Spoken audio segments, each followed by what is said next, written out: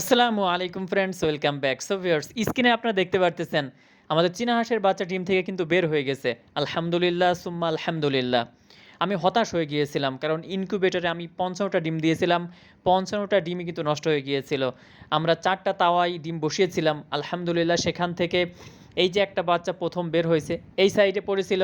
আমি যখন লফটে আসছি, আমার বাগান বাড়িতে যখন আমি আসছি, তখন এসে দেখি যে এখানে কিন্তু বাচ্চাটা পড়ে আছে নিচে। সো পড়ে থাকার পরে ওখান থেকে আমি উঠালাম এবং আবার তাওয়ার মধ্যে রাখলাম। স্ক্রিনে দেখতে পারতেছেন একটা বাচ্চা বের হওয়ার জন্য চেষ্টা করতেছে। আরও ৩টা ডিমের মাথা কিন্তু দেখতে পারতেছেন কোনায় গেছে। ইনশাআল্লাহ এই ৩টা ডিম থেকেও বাচ্চা বের হবে যদি আল্লাহ রহমত করে।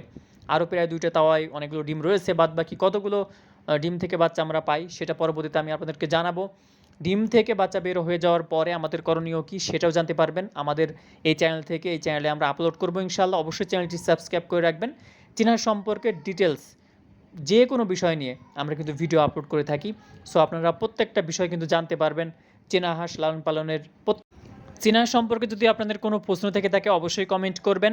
পরবর্তীতে আরেকটি ভিডিওর মধ্যে আপনাদের প্রশ্ন উত্তর দেওয়ার চেষ্টা করব ইনশাআল্লাহ। সে পর্যন্ত সবাই সুস্থ থাকবেন, ভালো থাকবেন। আজকে এই পর্যন্ত ভিউয়ার্স। আমাদের চ্যানেলের মধ্যে চীনা সম্পর্কে অসংখ্য ভিডিও আছে। সেই পুরাতন ভিডিওগুলো দেখলে চীনা সম্পর্কে আপনারা নতুন তথ্য জানতে পারবেন ইনশাআল্লাহ। সো সাবস্ক্রাইব করে পাশে থাকবেন, ভিডিওতে একটি লাইক দিবেন। আসসালামু আলাইকুম।